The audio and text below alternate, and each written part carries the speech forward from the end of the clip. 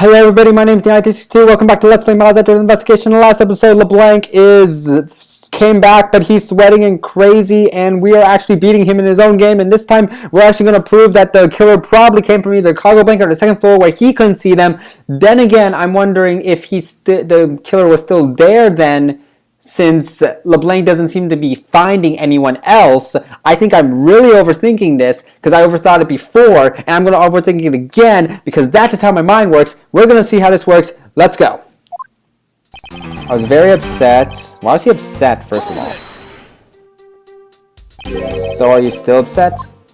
I'm always upset. The only time I'm not is when I have a piece of art in my hand. That is really bad, dude.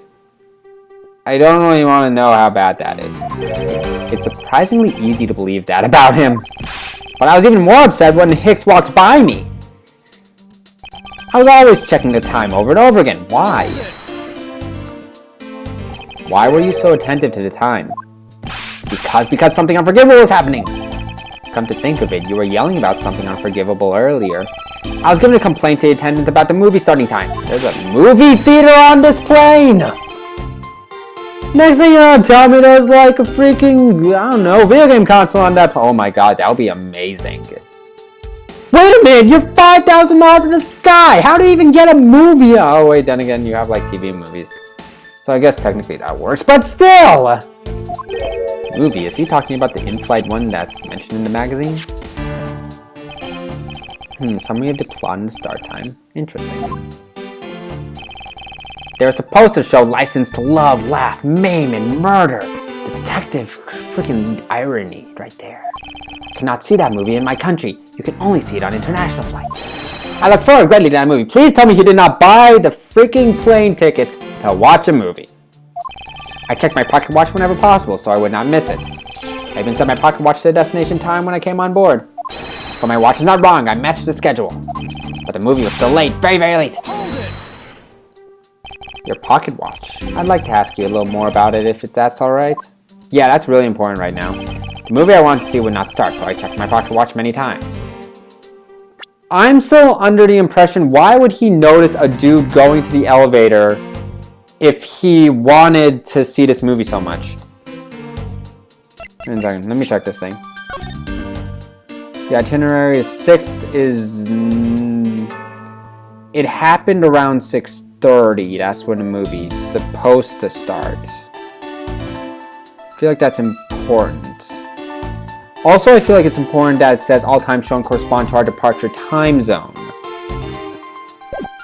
I feel like these are important, but I just want to press because I don't really know if that's correct. So this movie you mentioned is the one listed in the Sky magazine? Yes! I was so looking forward to watching License to Love, Maim, and... Okay, we're seeing this again. Mr. Teneiro, was this movie shown on this flight?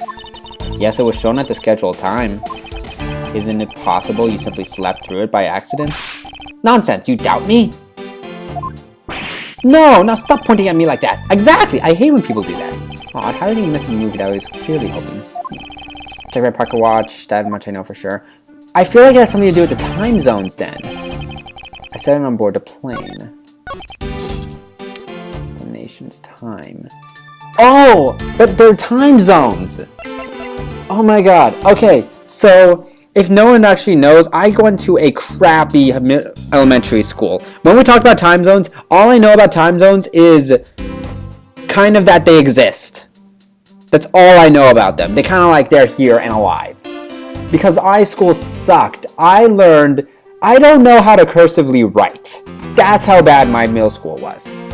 And then I look at my roommate and he's like, oh yeah, in preschool I freaking rode a horse. And I'm like, what the heck, dude? Anyway, present this. He couldn't have been correct because of time zones. Mr. Blanc, you said this just now in your testimony. I even set my pocket watch to destination time. Ooh, this is a cool song. Now, if your watch has been set to our destination's time zone, it would mean that your watch is displaying the time of our destination. Yes, and the correct time is worth its 6 cents. I would like you to take... Is that a thing worth its 6 cents? I think it was like worth the penny. No, wait, I actually didn't remember 6 cents. Whatever! But look at you, have a look at this. If you believe the Sky magazine, clocks on this flight run in accordance with the time in our departure time zone. That doesn't make things confusing at all. But helps me at all. Of course, the movie schedule was also created in that mind. Ms. Teneiro, for confirmation's sake, what time zone is this flight aligned to right now? Well, we made a short stop at the transfer point. That's right. It was in that small Asian country, the Republic of Zhangfa. Is that even a thing? Is that even a real place? I'm actually wondering, is that a real place? Whatever. It's not, I can look this up at my own time. But we didn't readjust our onboard clocks at that time. So right now, we are still running on Borginian time. Oh! What? The time difference between Borginia and our destination is 9 hours. In that case, it's only natural your watch should be out of sync with the schedule. Ooh, what? Further, with your analog watch set to our destination's time, it would appear to be running 3 hours fast when compared to the flight's onboard clocks. It also changes everything about your testimony. And you can bet 1,000,000 cents on that.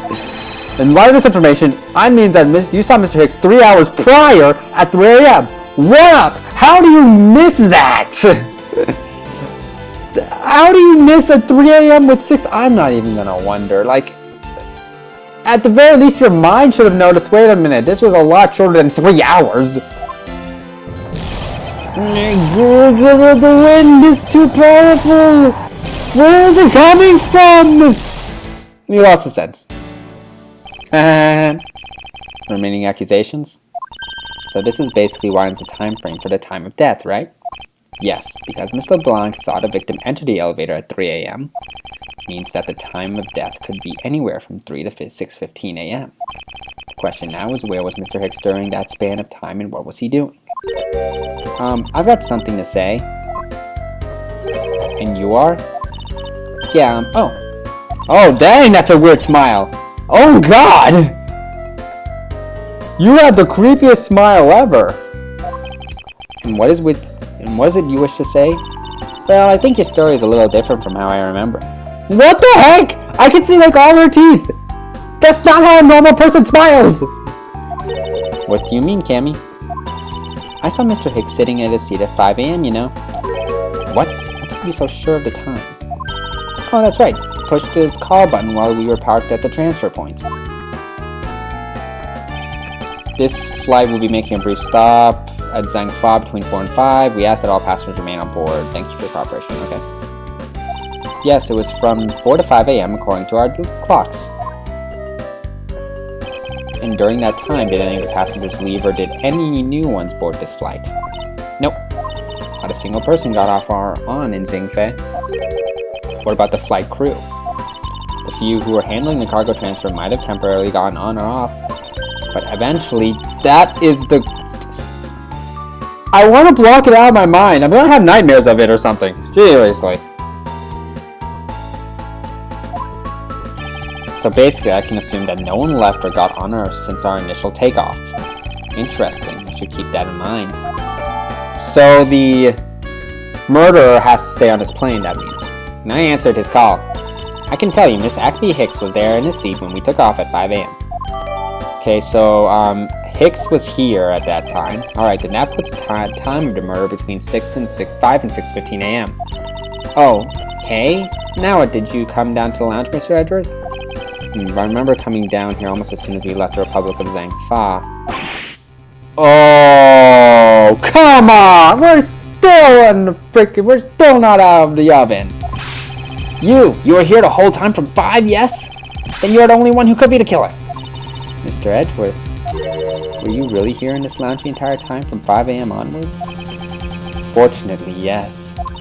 But then, how do we explain the footprints? Is it not at obvious? The man waited for Mr. Hicks here in the lounge, waited to kill him, and then he put the corpse into the elevator. That's when the turbulence happened. My eyewitness testimony may have been mistaken. Oh, so it's not perfect. But what time I saw Mr. Hicks enter the elevator on the second floor does not matter, because the entire incident concluded here in this lounge. Everything happened in this lounge? Yeah, I'm starting to wonder that too. Is that what you really believe, Mr. LeBlanc? What, do you have another idea? I simply feel that there is something out of place in the scenario you presented. Is there something that can tie this crime to a location other than this lounge? Yes, it's the elevator! Wait a minute. Could it be the elevator? One second. Feeling, testimony. Notes. What I'm thinking is that location other than this lounge means that there's an elevator. Haven't you guys remembered that you can move with elevators or something? Let's present that. I feel like that has something to do. Never mind. I feel like I'm grasping for weeds. Yeah, I feel the exact same way. Don't worry. I didn't mean to pull that piece out. I was a simple slip of the hand, I assure you. Alright, I'm actually going to, I don't like save stating when I don't have to. Let's see. Missing cell phone? It's a location other than the lounge. No, that doesn't help me. Let's see. I guess it could be the footprints since they lead to the shop. Let me try that. Yep. These footprints, in which direction do you think they are headed? That would be the in-flight shop. Correct. They are headed in the direction of the shop. But they look disconnected. They end all of a sudden. You are right to point out that they do not form one continuous trail to the shop. However, there's another piece of evidence that connects the shop to our crime scene. There is. Besides the footprints, what else points to the in-flight? Oh, iFly! The piggy bank. That also points to the shop. So the shop is actually very important right now. The murder weapon. This little piggy bank is sold in the inside shop. How heavy does that thing have to be in order to kill somebody? It doesn't look that heavy. Like, I remember playing with piggy banks. I like this giant piggy bank that accidentally broke when me and my brother were playing, and he was running towards me. I slammed the door in his face. It broke, but he was perfectly fine, and we were like 5 when that happened, so I'm assuming someone probably survived with the little tiny piggy bank in them. It is sold there and only there, and not displayed here in this lounge. How then did it find its way here? Don't you find that a little bit suspicious? So that's a trivial point. It only means you prepared it, taking it from the shop first before coming here. It doesn't prove you are innocent at all. Is there no way to win this man? Ooh. If I may. What is it? You see... Well, it's just as Mr. Edgeworth says. Oh? And why do you know this so well? Well, it's just that... The piggy bank was there in the shop. I saw it with my own eye. Oh! And when was this? It was maybe around 5:40 a.m. Isn't that just before we hit the patch of turbulence? Dang! That's right. You were in the shop just before the turbulence? Yes, I was. I don't think it's a smart idea to put a shop where there could be turbulence in a plane. There's a reason why airports are full of them. I should know. Come to think of it. Miss Teneiro, when I found the body. No way! I believe you came out of that door. Yes, I did. And what is beyond that door? That's the flight attendant's room. Then you were on the first floor? Yes. I had to do something at the shop and in the flight attendant's room. Is Teneiro a victim now? Is Teneiro could be the killer? So I went to the shop first and then by the flight attendant's room? Are you saying you passed by me at some point? Yes, you seemed really into the issue of Sky magazine you were reading at the time. I don't suppose you noticed me walking by. I vaguely recall someone walking by, but I don't take notice of who it was. Anyway, the piggy bank was definitely there at the shop when I went there. Why did you go to the shop in the first place? This isn't good. I went there for a work-related matter. Work, you say? Yes, the upkeep of the shop is one of my responsibilities. Why did you not say anything about that until now? In any case, I believe it's clear that the shop needs to be investigated as well. Shall we head over there then? Oh, great, the smiley lady's back. Aren't you forgetting something, Miss Rhoda? Don't you need the captain's permission to check the shop? No, I haven't forgotten. But I have already asked him for permission to search the entire plane. Oh, so I think we're alright. Huh? That's weird. The heck? What is? Well, I just talked to Captain C. And he said that he didn't give you permission to do anything like that at all. I don't trust this lady! What is the meaning of this, Miss Teneiro? I don't trust this lady! She's lying. Go on, admit that you are. You said you had permission to search all over, but you don't, and here you are. You flight attendant! What are you trying to do? Pull a sheep over us? Yeah, exactly. The captain's calling for you, Miss Rhoda. Oh, but don't worry. I already got permission to search the shop from the captain. I don't trust this person. I don't trust this person. Please excuse me. I don't trust this person. I'm over 15 minutes. Crap. Whatever. Looks like I get to be in charge now. Please go back to your seat, Mr. LeBlanc. Now then, Mr. Edgeworth. If you would follow me, I'll be your guide from now on. I don't trust this lady, and I don't want her. Right now, investigation and flight shop priority. Okay, that's it for now. In the next episode, we're going to do more with creepy Melee's tiny lady who's sleeping on us. So thanks for watching. Please like, comment, subscribe, and this is me, signing off.